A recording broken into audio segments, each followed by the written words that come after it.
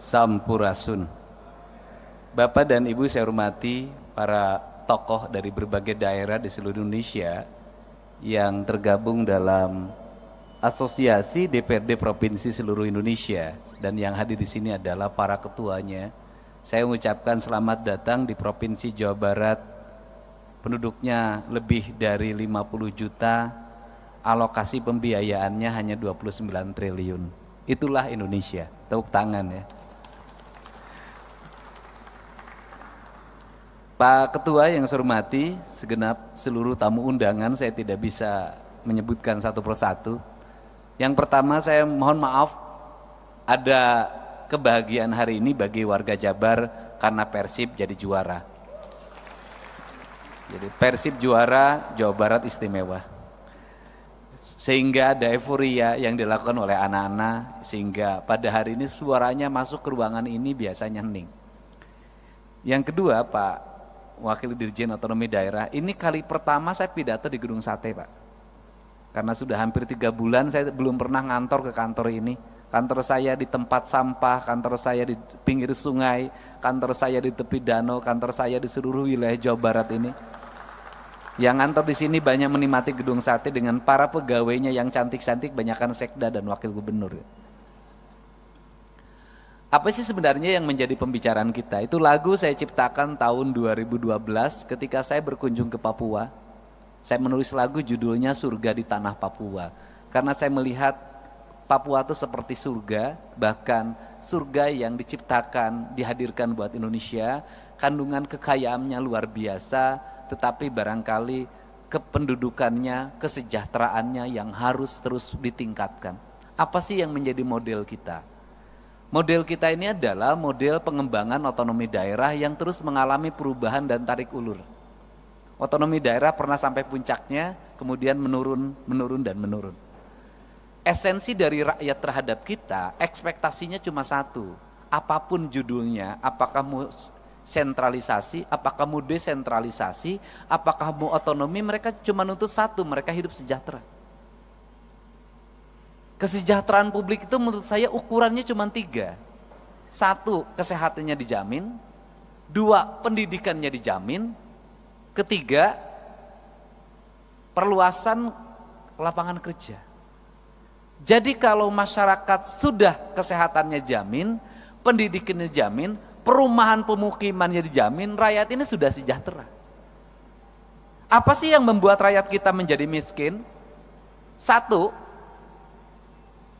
menurunnya derajat kesehatan berdampak pada semakin meningkatnya angka kemiskinan. Karena ketika orang sakit, maka 2 kemungkinan yang terjadi, dia harus membayar biaya rumah sakit. Kalau tercover oleh BPJS ya alhamdulillah, kalau tidak tercover musibah. Ketika dia sakit, maka keluarganya kehilangan pendapatan. Ketika kehilangan pendapatan, maka keluarganya yang menunggu dalam setiap hari perlu pembiayaan. Maka orang sakit itu akan mengalami 7 tingkatan derajat kemiskinan dalam waktu sekejap. Sehingga kategori pembiayaan bagi masyarakat yang sakit, jangan lagi bicara miskin dan kaya. Kenapa? Kita anggota DPR, kita pejabat, kena sakit, kita akan jatuh miskin. Untuk itu negara harus hadir dalam memberikan jaminan layanan kesehatan bagi seluruh warga. Nah, hari ini saya dalam 2 hari ini, bahkan 3 hari ini, menghadapi problem tentang kriminalitas remaja. Kriminalitas remaja itu berdampak pada perkelahian yang direkam di media sosial, sistem pengelolaan kriminalitas tawuran yang dikelola oleh gangster, melahirkan kaderisasi, dan yang menjadi target yang harus berkelahi di bawah umur 18 tahun agar bebas dari jeratan hukum. Sudah berkembang di media sosial secara sistemik, dan perkelahian itu diraih dari pengaruh media sosial yang membentuk karakter pikirannya. Apa sih sebenarnya yang terjadi? Sebenarnya yang terjadi adalah ketika mereka tawuran, masuk rumah sakit, BPJS-nya tidak klaim. Barusan saya beresin 15 juta. Ketika BPJS-nya tidak klaim, orang yang berkelahi, itu orang tuanya nggak mampu. Mau yang menang tidak mampu, yang mau kalah tidak mampu.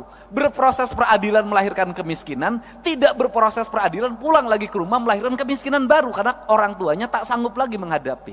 Maka negara harus hadir untuk mencari solusi. Satu, solusi terhadap pembiayaan rumah sakit. Dua, solusi recovery terhadap anak-anak yang berkelahi itu, karena itu anak bangsa. Inilah negara harus punya pikiran out of the box. Tidak bisa hanya berbicara proses hukum kembali ke orang tuanya udah gak sanggup. Ini Jawa Barat. Nah, untuk itu apa sih yang terjadi para anggota DPR yang saya ini mantan ketua Komisi E DPRD Kabupaten Purwakarta. Saya pernah menjadi pimpinan Komisi 4 DPR RI. Nasib paling tidak enak itu jadi anggota DPRD. Kenapa nasibnya tidak enak? Kritis diomongin, enggak kritis diomongin. Kalau DPRD ngomong terus, diomongin, kata rakyat, kerjanya ngomong terus, kita tidak butuh ngomong. Pada tugas DPRD ngomong. Enggak ngomong, diomongin juga, dapat duit tuh. Enggak ngomong-ngomong, pokirnya udah dibagi, enggak ngomong lagi. Ini problem, Pak. Nah, seluruh problem itu bisa ditempuh dengan apa sih? Dengan keterbukaan. Keterbukaan itu apa? Kita harus mulai berani menceritakan apa adanya tentang diri kita, tentang isi anggaran kita, tentang kebijakan fiskal pusat dan daerah, tentang kebijakan fiskal kabupaten, provinsi terhadap kabupaten kota terhadap desa. Sampaikan secara terbuka dan apa adanya, termasuk apa yang dialami problem anggota DPRD. Apa sih problem anggota DPRD? Saya ini anggota DPRD, pernah ngalamin. Begitu jadi pinjem bank, honornya tinggal sisa 5 juta lagi. Istri nambah 1 lagi.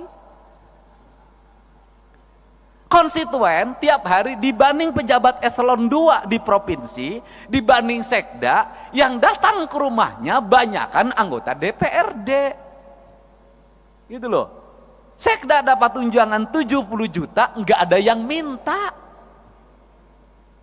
Eselon 2 dapat tunjangan 50 juta, enggak ada yang minta. Anggota DPRD tunjangannya sudah habis dijaminkan ke Bank BJB, tinggal 5 juta, yang mintanya tiap hari. Harus kondangan, yang meninggal harus dilayat. Tiap hari, pergi ke kantor kaca harus dibuka. Kalau kaca ditutup, kelihatan tuh, sombong dia. Itu. Sedangkan fiskal terbatas. Nyari lagi lewat perjalanan dinas sekarang makin kecil. Kalau pergi perjalanan dinas, siapa yang paling banyak yang ngikutin? Yang berangkatnya 1, SPY-nya 10. Sehingga APBD-nya menjadi terserap untuk perjalanan dinas. Padahal nyerapnya anggota DPRD sedikit, kebanyakan sekretariat dewan. Kan saya tahu yang begitu-begitu. Yang dituduh siapa? DPRD lagi. Nah, apa sih yang mesti dilakukan oleh kita? Ya kita mulai ngomong terbuka pada rakyat. Terbukanya apa? Ini loh proporsi kita. Ini loh biaya politik yang kita lakukan. Kemudian apa sih yang kita harapkan? Saya dari dulu itu menyampaikan, saya ketika jadi bupati berkirim surat pada presiden. Berkirim suratnya adalah, saya bilang begini, kalau pemerintahan ingin efektif, kalau perda ingin cepat pembahasannya, kalau aspirasi publik setiap hari bisa diterima oleh anggota DPRD, saya berulang-ulang menyampaikan bahwa peningkatan kesejahteraan anggota DPRD, honorariumnya harus dilakukan lewat rapat-rapat DPRD. Kalau rapat komisi ada honornya, kalau rapat paripurna ada honornya, kalau rapat gabungan komisi ada honornya, kalau rapat badan anggaran ada honornya, kalau rapat badan musyawarah ada honornya, anggota DPRD nggak akan pergi kemana-mana, pasti ngumpul di kantornya. Seluruh kegiatan OPD, organisasi perangkat daerah akan cepat dan anggota DPRD akan kritis. Kenapa? Dia akan kontrol alokasi anggaran pemerintah, dia akan kontrol pekerjaan, dia akan baca buku anggaran, dia akan baca realisasi anggaran dengan detail. Kenapa? Dengan membaca itu honorariumnya ada. Tapi kalau didapatnya pergi keluar, maka dia akan banyak keluar. Selama jadi anggota DPRD 5 tahun, masuk kantornya terhitung 20 hari. Bahkan ada saya ketika menjadi anggota Komisi 4, nggak pernah sekalipun orang itu masuk, tapi honor terima. Dan kemudian bikin aturan juga dong, yang rajin yang mendapat honorarium, yang nggak masuk nggak dapat. Bener, ini akan terjadi kinerja. Tapi kalau model pendekatannya keuangannya begini, sampai kapanpun kinerja tidak akan pernah optimal. Dan kita harus bicara ada apa adanya dan terbuka. Kenapa? Ya karena juga memang anggota DPRD malu juga terhadap berbagai hal. Tapi gimana rasa malu dikalahkan oleh rasa butuh? Kan ini yang harus terjadi. Nah, untuk itu mari kita bersama-sama untuk mengupayakan ini. Saya sebagai gubernur, Pak Sekda, bikinkan surat hari Senin. Saya akan berkirim surat lagi buat Pak Prabowo, buat Pak Presiden kita. Saya akan ceritakan ini. Untuk apa? Mendorong kinerja DPRD. Kinerja aparat kami akan terevaluasi dengan baik karena anggota DPRD-nya ada di kantor dalam setiap hari. Saya ngalamin dulu sebagai anggota badan anggaran, sering bertengkar sama badan musyawarah. Bertengkarnya apa? Banyak-banyakin rapat. Kalau badan anggaran sebulan 12, badan musyawarah suka bikin 23. Saya bilang, kenapa kamu 23? Kalau badan anggaran kan 11 juga ada duitnya. Ngomongnya anggaran, badan musyawarah jadwal doang, kan begitu. Padahal belum tentu juga zaman sekarang. Kan kita kan kalau DPRD diomongin pasti duit Pak, pasti pendapatan. Kenapa? Kadurungku kabutuh. Beda dengan Pak Sekda. Kenapa? Aman. Birokrat itu kan dapat duit masuk rekening semua. ATM-nya dipegang istrinya. Iya kan? Nah, kalau anggota DPRD tiap bulan tinggal setruknya. Kan saya tahu. Gitu loh. Makin ke sini, makin mepet, makin kecil. Nah, beda dengan DPR RI udah Bu, kalau DPR RI pernah ngalamin. Apalagi sekarang Bu, makin naik lagi. Padahal modal jadi anggota DPRD provinsi dan DPR RI itu sama. Saya tentu tahu yang gini-gini, kan kita pengalaman Pak. Ya kan saya cuma nasibnya lebih bagus aja daripada bapak-bapak. Mudah-mudahan ke depan Bapak juga nasibnya bisa jadi gubernur lah di daerah masing-masing, tapi jangan di Jawa Barat. Berat lawan saya. Nah ini. Nah untuk itu maka kita ingin harapan kita ke depan adalah ingin membangun keadilan fiskal. Keadilan fiskal itu gimana sih? Saya kemarin ketemu sama Gubernur Kalimantan Timur. Ini makan pemikiran, kan kita boleh dong punya pemikiran. Saya bilang, Gubernur Kaltim penduduknya berapa? 4 juta. Berarti kalau 4 juta, saya rata-rata satu rumahnya 4, saya bilang. Berarti rumahnya kan cuma 1 juta. Iya. Loh, kalau penduduk Kaltim 1 juta, rumahnya cuma 1 juta, kan sebenarnya bagi Kaltim ngasih 5 juta per rumah bisa. Karena 1 juta kali 5 juta, 5 triliun Mbak. Artinya masyarakat Kaltim untuk sejahtera itu sangat bisa. Beda dengan Jabar. Untuk Papua lebih bisa lagi. Untuk daerah yang memiliki pendapatan daerahnya tinggi dan hasil alamnya besar, sebenarnya sangat ini mungkin terjadi. Nah, apa sih yang terjadi hari ini adalah pola pengelolaan keuangan yang tersentral. Nah, problemnya di mana? Ini saya ngomong Jakarta. Jakarta ini Pak, penduduknya di bawah 10 juta. APBD-nya 90 triliun. Kalau di Jakarta itu dari 10 juta ada 2 juta kepala keluarga, itu orang Jakarta bisa digaji per kepala keluarga 10 juta. Kenapa? Karena 10 juta dikali 2 juta hanya 20 triliun. Kalau saya gubernurnya bagi. Beda, kalau Jabar 50 juta. Nah, untuk itu apa sih yang mesti kita lakukan hari ini? Mari kita bersama-sama melakukan telaah terhadap ini semua untuk kepentingan bangsa. Agar apa? Agar ke depan bangsa kita terus mengalami peningkatan sumber daya manusia. Artinya bahwa sumber daya pendidikannya meningkat, sumber daya ekonominya meningkat, kesejahteraan meningkat. Maka saya selalu berfokus pada keadilan fiskal. Keadilan fiskal saya selalu berfokus pada ketika jadi pemimpin, itu saya selalu punya angan-angan dan punya harapan. bagaimana punya angan harapan itu adalah pembangunan harus diselesaikan dalam waktu cepat. Setelah itu berarah pada investasi. Nggak bisa pembangunan gini-gini terus. Yang tahun ini menjadi proyek tahun ini, yang tahun ini menjadi proyek tahun ini, yang tahun ini menjadi proyek tahun ini. 5 tahun proyek birokrasi itu juga, negara nggak akan maju sampai kapanpun.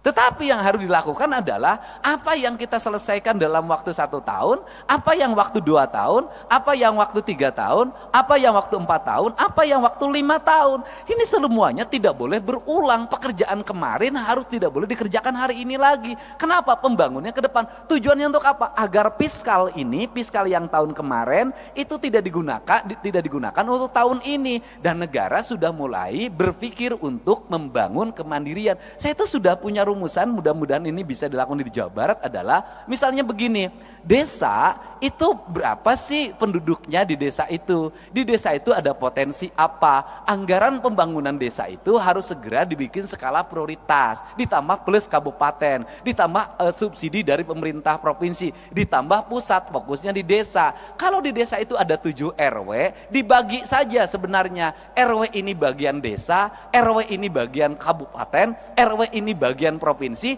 RW ini bagian pusat. Jadi membangun desa paripurna itu bisa selesai dalam waktu 2 tahun.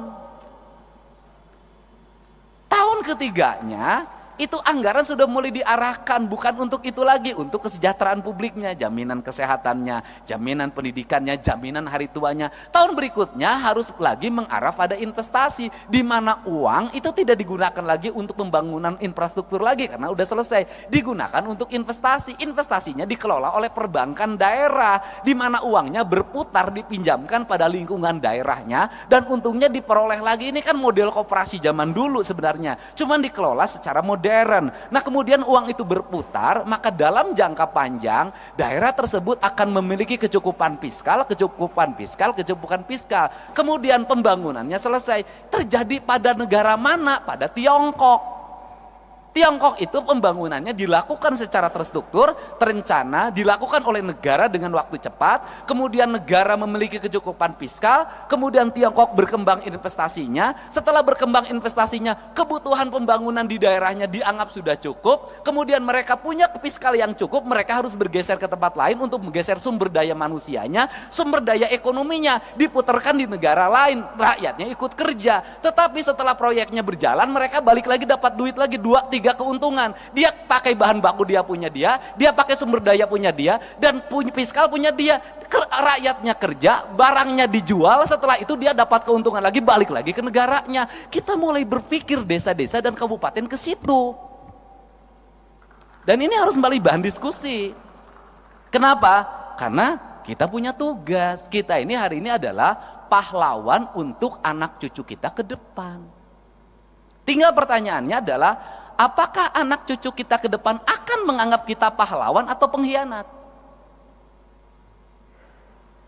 45 dianggap pahlawan, mungkin 66 masih dianggap pahlawan, 71 mungkin dianggap pahlawan. Pertanyaannya lah, kalau mimpi tentang keadilan tidak segera terwujud di tengah-tengah masyarakat, maka dimungkinkan 30 tahun ke depan Agustusan nggak bikin lagi doa buat kita. Kenapa? Mereka tidak punya catatan reputasi kita dalam membangun keadilan di negeri ini. Nah, inilah kerangka pikir dan kerangka pijak yang harus dibangun oleh kita secara bersama-sama, tanpa kita membicarakan berasal dari partai mana. Karena kita sama-sama berkomitmen membangun negara ini dengan baik, membangun keadilan sosial secara paripurna. Dan keadilan sosial hanya bisa diwujudkan dengan pendekatan fiskal. Nah yang terakhir, Jakarta ini duitnya banyak, benar. Tapi Jakarta duitnya banyak, itu duit dari daerah-daerah. Karena perusahaan di Kalimantan Timur, perusahaan di Sumatera Barat, perusahaan di Kalimantan Selatan, perusahaan di berbagai, termasuk di perusahaan di Jabar, itu kantor pusatnya di Jakarta. Bayar PPh-nya itu NPWP-nya Jakarta, sehingga dapat bagi hasilnya Jakarta lebih gede. Pak, sebenarnya yang kebagian baunya kami, Pak. Yang kebagian demonstrasinya kami, Pak. Tapi yang menikmati dana bagi hasilnya Bapak, Pak. Untuk itu kesini kan sekarang sebagian, Pak. Ya, teman-teman itu loh. Itu yang di Jawa Barat, yang di tempat lain juga sama. Ini yang harus kita bicarakan bersama, Pak. Kenapa?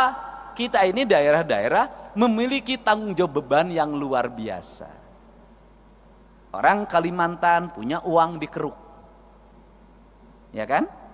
Kemudian orang Jawa Barat punya uang bagaimana? Ada debu, ada asap, ada limbah, ada jumlah manusia yang banyak dari mana-mana ke sini.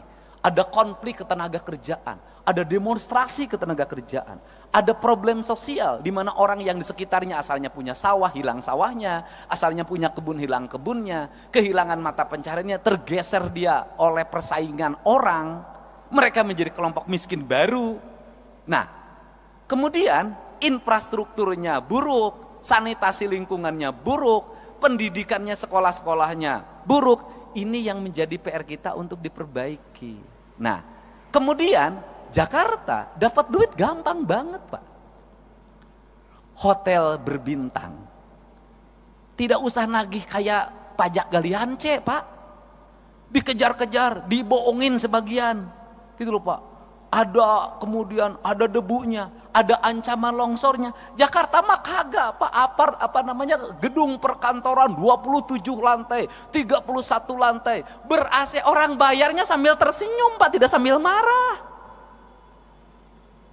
Berjejer, tanahnya harganya meningkat sehingga dapat berkah. Makanya Bapak dapat berkah jadi ketua DPRD orang Betawi di Jakarta, Pak.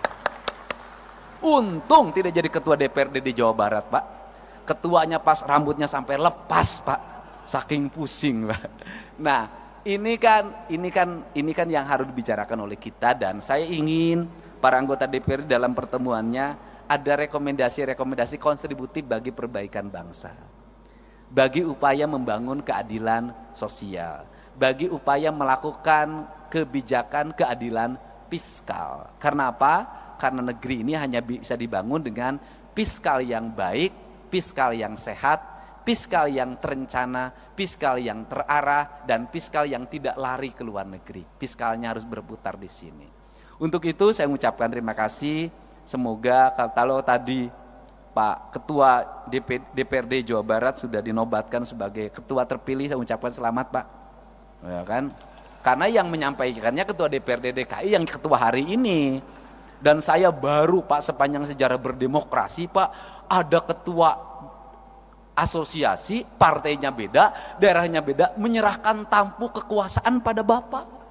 Pada tempat tadi yang partainya berbeda. Kenapa itu diberikan? Karena memang nggak ada honornya, Pak. Ya, Pak, ya, duitnya kan harus nyari sendiri, Pak. Tapi selain itu adalah bentuk penghormatan dan penghargaan, gitu loh. Penghormatan dan penghargaan jauh lebih tinggi dibanding honor. Untuk itu kan jadi ketua DPR itu mencari kehormatan dan mencari penghargaan, bukan mencari honor. Makanya honornya nggak usah gede-gede. Bohong, kita harus lebih tinggi lagi. Saya ucapkan terima kasih para wakil ketua DPRD Provinsi Jawa Barat. Mudah-mudahan pertemuan ini pertemuan yang berkah, pertemuan yang membawa kebaikan, dan pertemuan yang bisa melahirkan rasa adil bagi kepentingan masyarakat Indonesia. Dan kita berharap dengan kepemimpinan Pak Prabowo Subianto, kita akan bisa terus meningkatkan kinerja pembangunan, mendorong pertumbuhan, menyiapkan investasi, menjaga investasi dengan baik, menumbuhkan tenaga kerja, menjaga kesehatan rakyat, meningkatkan kualitas pendidikan, kualitas lingkungan hidup, dan layanan birokrasi yang berdaya guna, berhasil guna, memiliki aspek output, outcome, dan benefit yang pada akhirnya tercipta keadilan bagi seluruh rakyat Indonesia dalam bingkai negara kesatuan Republik Indonesia. Saya ucapkan terima kasih, dan terakhir, ini bahan renungan kita, Pak. Ini saya selalu ngomong berulang-ulang. Gedung ini namanya gedung sate, Pak. Satenya itu ada 6, Pak. Kata sekda saya, 6 itu melambangkan bahwa dulu PUC itu membangun dengan 6 juta golden. Dan saya itu sampai hari ini tetap merasa malu Pak, sebagai birokrat, sebagai politisi. Makanya saya punya ambisi untuk mewujudkan itu. Kenapa? Belanda Pak, membangun infrastruktur di mana-mana dengan 1, pelabuhan, 2, lapangan terbang Pak, markas pertahanan angkatan udara, gedung-gedung di mana-mana, kemudian jaringan irigasi, jaringan kereta api, jaringan listrik, telekomunikasi. Mereka cuma ngandelin jualan teh di Jawa Barat, jualan kina, jualan karet, jualan teh, jualan kina, jualan karet, bisa bikin gedung sate, bisa bikin gedung pakuan, gedung Bank Indonesia, stasiun kereta api, husen, pangkalan udara, pelabuhan, jaringan laut, jaringan darat. Kita ini sudah segala dijual, sudah bikin apa? Nah ini kenapa saya sangat ketat sama fiskal, itu. Kita ini sudah segala dijual, kita ini sudah bikin apa? Ini renungan kemerdekaan kita. Belanda yang katanya penjajah hanya ngelola kebun teh, kebun karet kalau di Jawa Barat, sama kebun kina, bisa bikin bangunan di Jawa Barat seperti ini. Kita sudah bikin berapa pangkalan udara, kita sudah bikin berapa pelabuhan, berapa stasiun kereta api, berapa rel kereta api baru. Yang ada pun rel kereta apinya sekarang hilang dengan papan-papan dan besi-besinya. Nah, mudah-mudahan ini bahan evaluasi kita. Kita sudah, kata orang Sunda, kita sudah tunggul dilarung, catang dirumpak, sudah segala diangkat, pasir diangkat, batu diangkat, laut udah segala rupa. Kok kita nggak kaya-kaya? Kenapa sih? Berarti ada perencanaan belanja yang salah, ada belanja yang salah. Untuk itu, mari kita perbaiki cara belanja kita dan cara mengelola keuangan kita. Dengan prinsip 2, kata orang Sunda, saeutik kudu mahi, loba kudu nyesa. Apa artinya? Sedikit harus cukup, kemudian banyak harus tersisa. Dan di Jawa Barat itu lengkap. Di Jawa Barat itu ada daerah yang paling makmur, namanya Cimahi. Mahi itu artinya cukup. Ada daerah yang paling susah, namanya Cisaat. Saat itu artinya kering. Nah itu Jawa Barat. Dan Jawa Barat itu kekuatannya di air. Jadi kalau orang Jawa Barat pengen makmur, maka perkuatlah pengelolaan air. Kalau airnya terjaga, bersih, terpelihara, Jawa Barat akan subur, makmur, gemah ripah, loh jinawi. Demikian saya ucapkan terima kasih, mohon maaf atas segala kekurangannya. Semoga pertemuan ini pertemuan yang membawa kebahagiaan ketika pulang ke rumahnya masing-masing. Semoga betah di Bandung, bisa makan di Bandung, tidur nyenyak di Bandung, tapi tidak boleh tidurnya ditemani oleh orang Bandung. Hatur nuhun, wallahu muwaffiq ila aqwamit thoriq. Assalamualaikum warahmatullahi wabarakatuh.